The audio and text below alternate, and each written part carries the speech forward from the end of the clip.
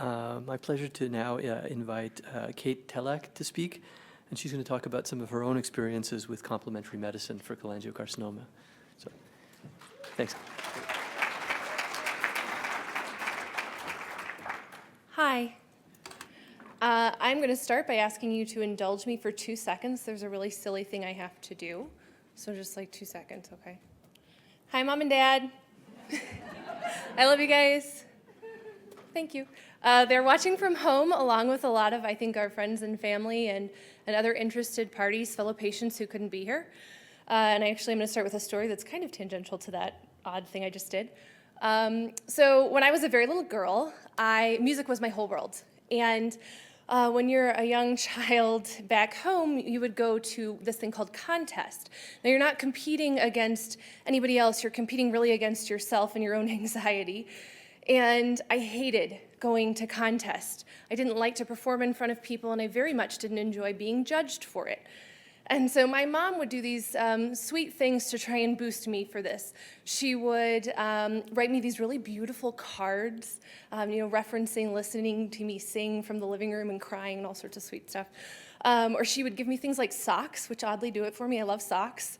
But she also would give me these pep talks, and she would try and convince me that I was excited. And this led to a grand confusion in my young mind.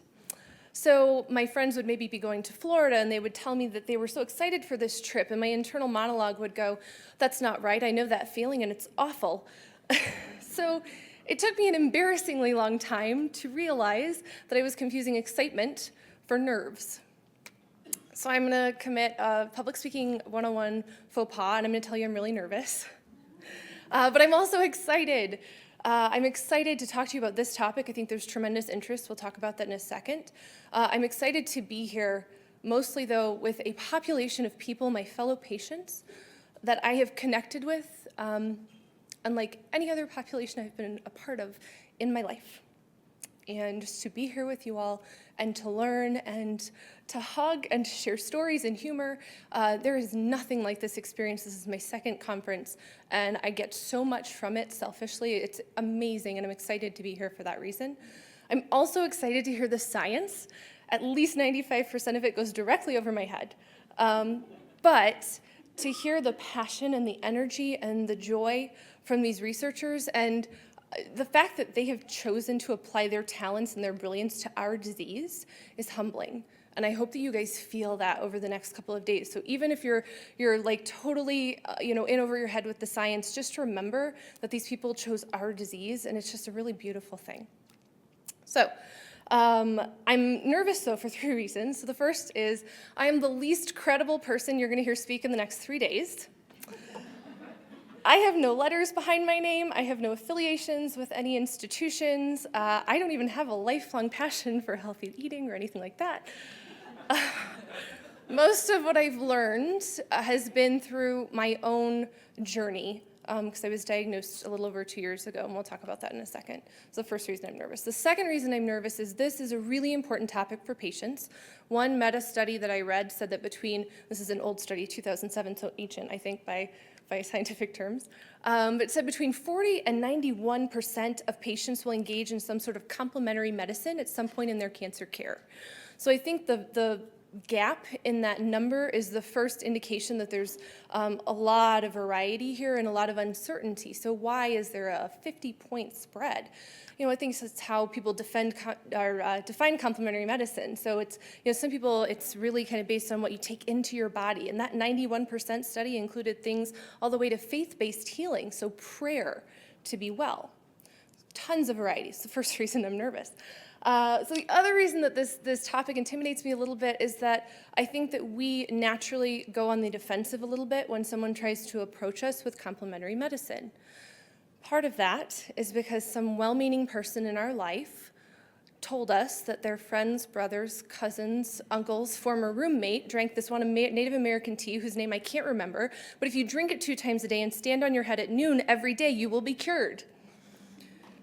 And we roll our eyes because that's a really frustrating message to hear, because we believe in the science and we desperately want to be well, but there are these anecdotes where people say that they've cured themselves. And to a point that can't be ignored, but we'll talk about that as well. So we get a little defensive about this, and we also have that coworker that the minute we're diagnosed, they're immediately an authority on cancer, right? And so they want to tell us everything that we need to do. Yeah.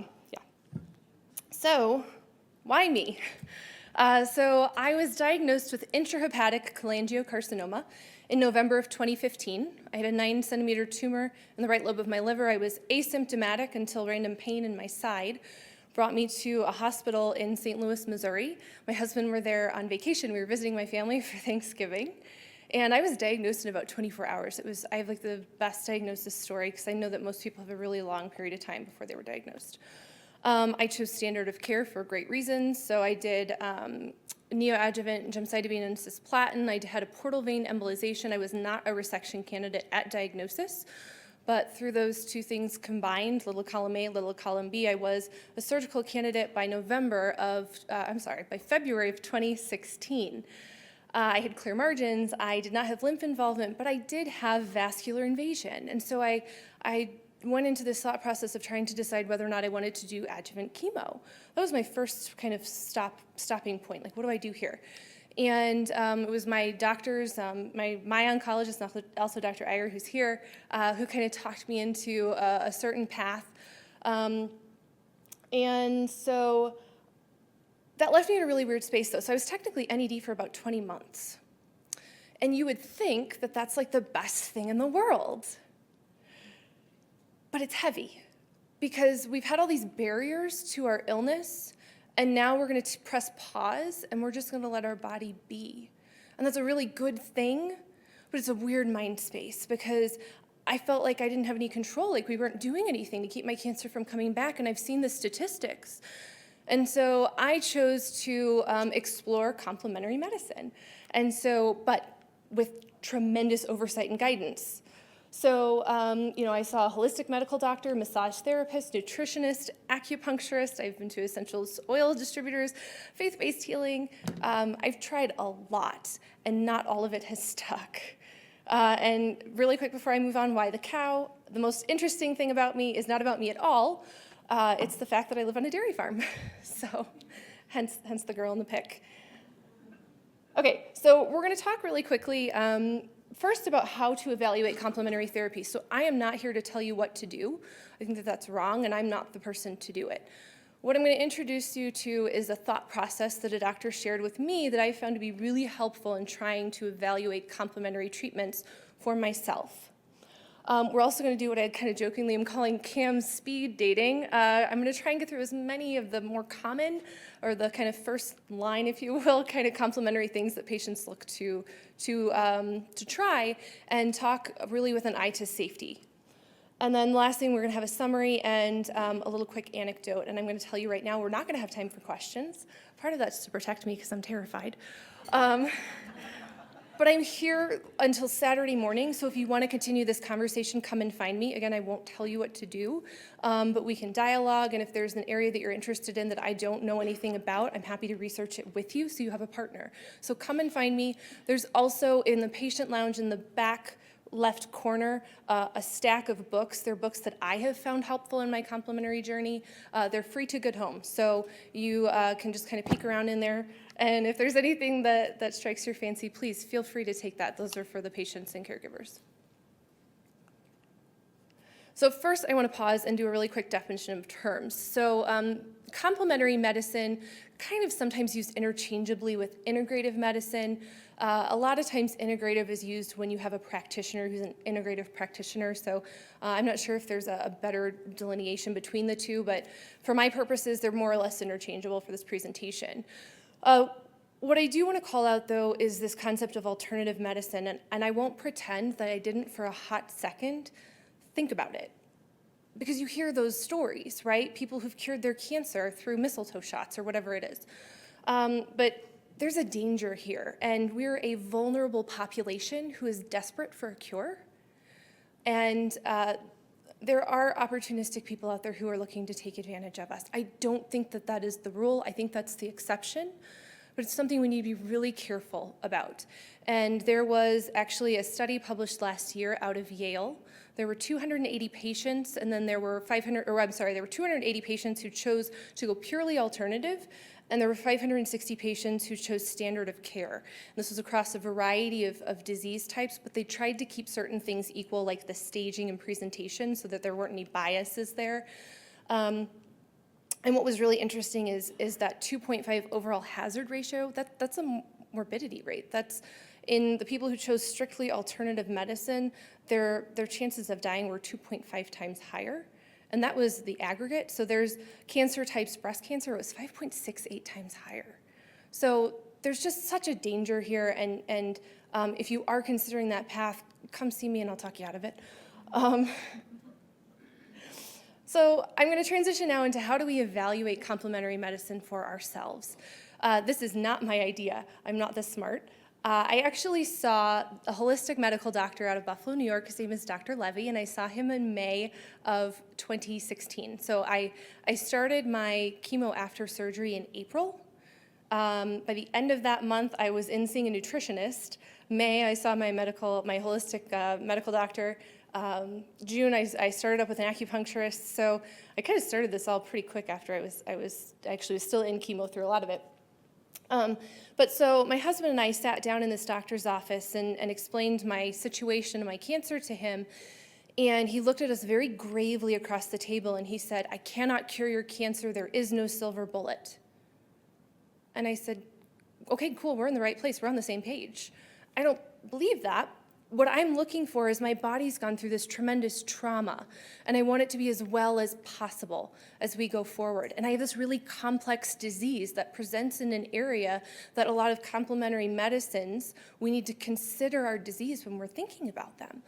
And he said, "I totally agree with you. In fact, when I'm looking at complementary medicine for a patient, I consider three things." And this is so simple. And even those of us with chemo thinky thing, I think, can remember these three questions.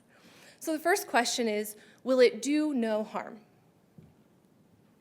We're already in over our heads, you guys. Because we're not the best people to evaluate whether or not some of the things that we're wanting to try will do no harm.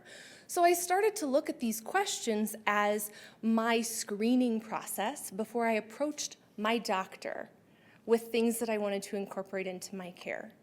So if I'm trying to be prepared for that conversation, will it do no harm, I'm going to do some searching, but I'm going to do targeted searching. So there are resources. The Foundation's discussion boards actually are ripe with information on this topic. You can also go to National Cancer Institute, National Institute of Health, American Cancer Society. All of those organizations have some sort of integrative medicine resources or page, and they'll give you some guidance. So that's a place to look for if it'll do no harm. Again, we need to bear in mind our disease, though. So sometimes seemingly innocuous complementary treatments that maybe are effective or safe in, say, breast cancer are going to be concerning to us. So, there was the topic of turmeric, and turmeric is really popular in the complementary literature. But for people with bile obstruction, so turmeric is considered to be like it detoxifies the liver. But if you have a bile obstruction and it's stimulating bile flow, that seems to be the opposite of what we'd want to accomplish. So we need to evaluate these things in terms of our specific disease. So consider the impact it has on the liver, on the GI tract, those kinds of things. The next challenging piece to evaluating this is going to be, is there some data to support it? This is another really challenging area. So I'm going to pose a hypothetical study for you, and I'm going to pick on mistletoe shots again because I think they're silly. So let's say that I, as a patient, am exploring mistletoe shots as a treatment for my cancer. And so I want to look for some data out there in the literature. So like the absolute gold standard of data would be in cholangiocarcinoma. So if there's some sort of study that's been performed in a patient population with our disease, it's going to be a large population that's studied. So let's say 200, 300, 400 patients. It's going to be very well controlled. So in one arm, we're going to have people who had no treatment whatsoever. And then the other arm, we're going to have people who had strictly mistletoe shots. We're going to control everything else about their behavior, so they can't do diet changes or supplements or anything else like that, because we don't want to have noise in our data about what's actually causing any kind of results that we're getting. Are you starting to see how there's a problem here, right? So one of the reasons we don't find good data on complementary I'm going to say like lifestyle changes, is because how do you use that empirical process safely and ethically? It's a really difficult nut to crack. So a lot of times what you see in the literature is kind of one of two things. You're going to see in vitro studies, so that's going to be outside of the human organism. So maybe somebody, a scientist, is cells in a petri dish, and they're going to take an agent and they're going to apply that and see how they interact. And so that's good, and especially if it's in cholangiocarcinoma, that's a winner to look at, but we don't know how that translates into the human organism. So the other thing to consider, I lost my train of thought. Okay, so in vitro. So the other thing is going to be, okay, so that anecdotal evidence. So, if we hear that one story, that's not very compelling, but if enough patients have a shared experience, then it starts to become a little more something that we want to think about. But you also don't want to just Google this indiscriminately, because there are people who will claim that they've done some sort of study, but it's not truly scientific.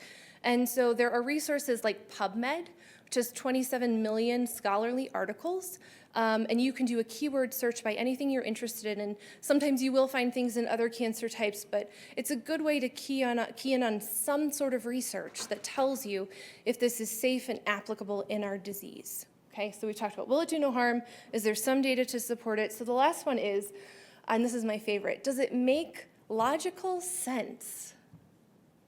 So we all have a gut check, like we all have this logic in us.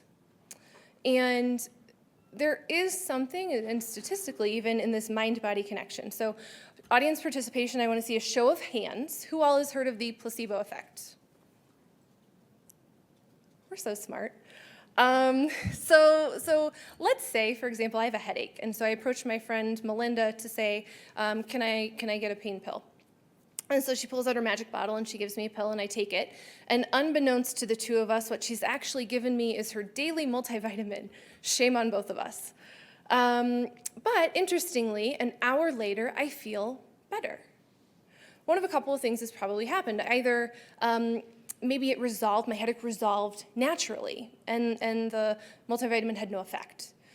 It's also possible that the multivitamin was addressing some sort of underlying cause for my headache. It's a good option too. But there's this third option where maybe because I believed that multivitamin was in fact a pain pill, it did something to my biology, and so now I feel better. So I'm not suggesting that our cells are Wolverine and are going to repair themselves in that miraculous way. But there is something to when we believe in something we're trying, it's going to be more effective than if we're going to try and square peg round hole. So, and I myself have tried things and failed. So if you want to find me later and hear a funny story, ask me about my journey with changing my diet and donuts. So now I want to kind of talk about some specific complementary treatments or interventions. I'm going to spend most of my time on this slide because I think that this is where the safety concerns are the highest. So I organize this into 3 buckets: things that are taken into the body, things that are done to the body, and things that actually have nothing to do with the body. So taken into the body, so the first thing is going to be diet, and I'm so glad that somebody who knows way more about this spoke before me so that I can drive by this one, because this is really controversial. As patients, we are pressured on this topic of diet, and you're going to hear Gerson therapy, you're going to hear the Kelly diet, you're going to hear ketogenic, you're going to hear alkaline. I think one of the take-home messages about diet change is kind of putting it really simplistically. There are certain things that we can take into our bodies that will increase inflammation, and then there are certain things that either limit or decrease inflammation.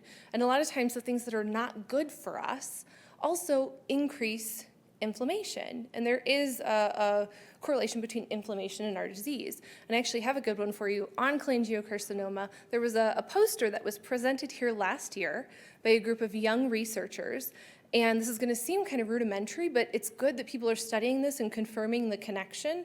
But they just took 2 samples of cholangiocarcinoma in a lab, and in one of them they created an inflamed environment, and the other one they kept it controlled.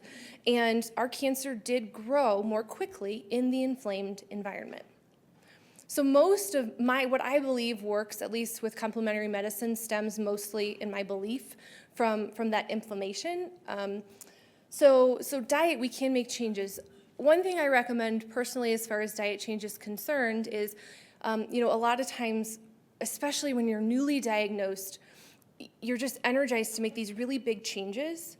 And the more significant the change and the larger the departure from your normal, it stands a much smaller chance of sticking. So maybe it's a matter of we're just going to start swapping things out. So instead of my sugary cereal, I'm going to do steel-cut oats with organic blueberries. So I'm getting my complex carb, I'm getting my blueberries. That's, so you can start making those little swaps, and over time, it has a lot more chance, those changes have more of a chance to be durable. Another thing, again, to remember with diet, and this came up in the previous discussion, is we need to be careful about the things that we change in our diet. So if I'm on an FGFR2 trial that says that I need to be careful about my phosphates, I should be way more sensitive to that than trying to implement the alkaline diet in my life. So we need to be really aware of what we have going on in our medical care and choose the right changes and interventions that way.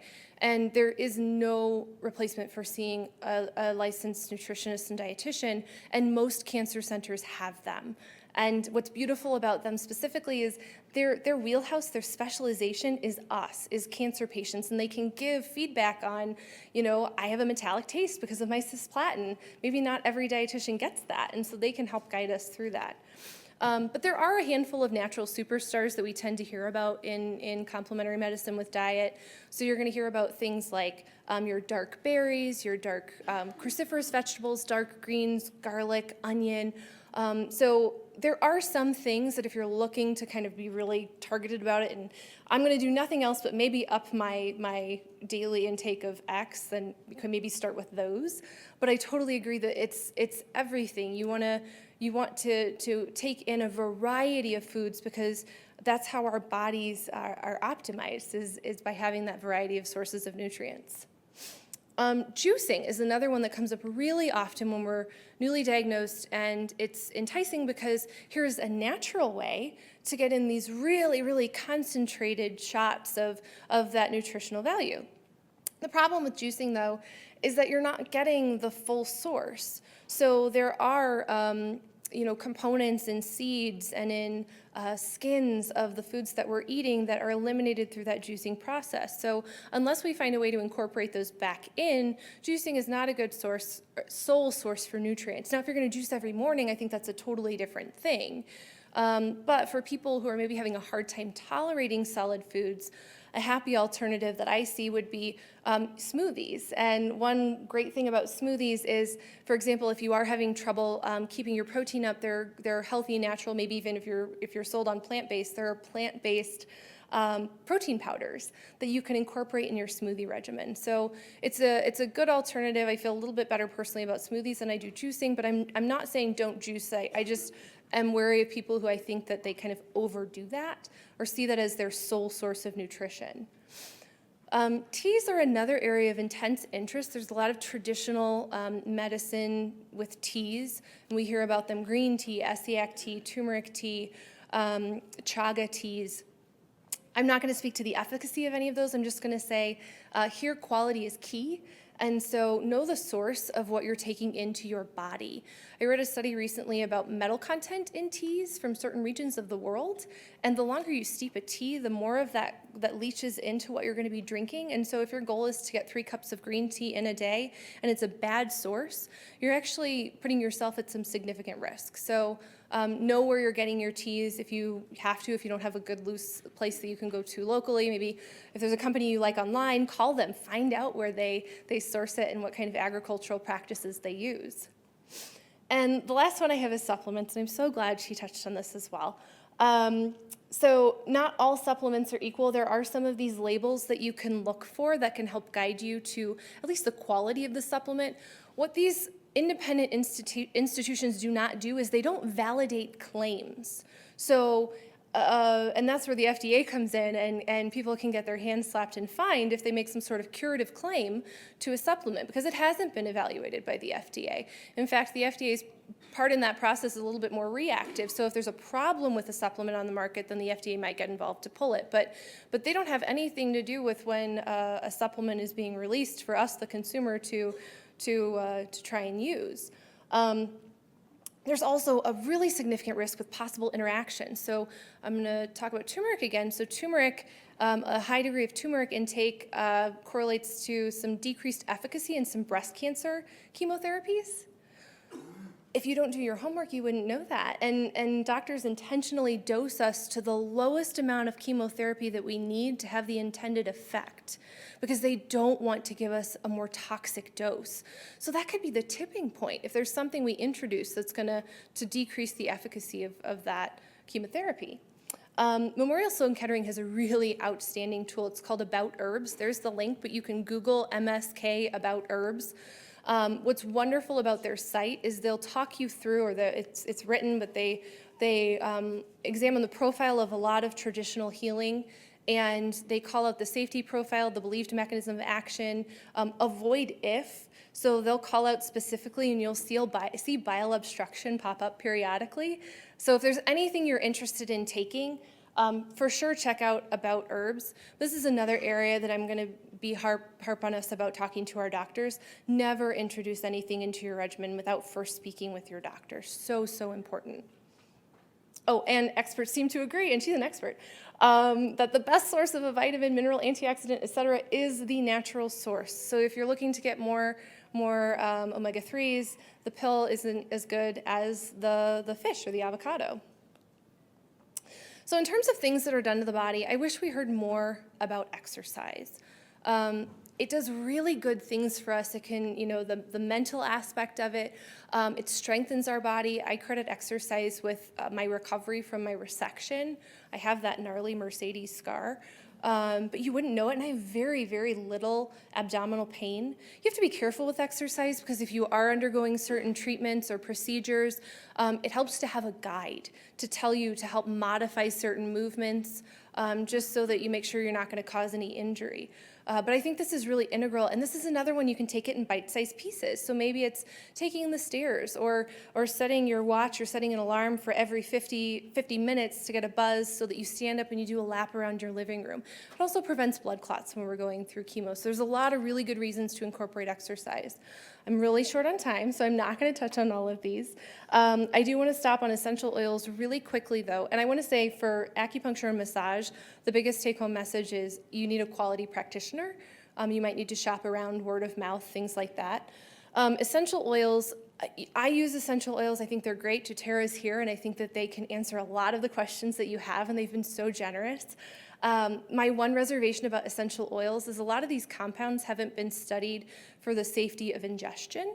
So yeah, I mean, they might have some sort of traditional healing application, but now they've been brought down to this hyper concentrated amount that is potentially not safe and could also have those negative interactions we talked about with supplements. And sensory deprivation tank, if anybody is like, what is that? Talk to me after and I'll tell you about it.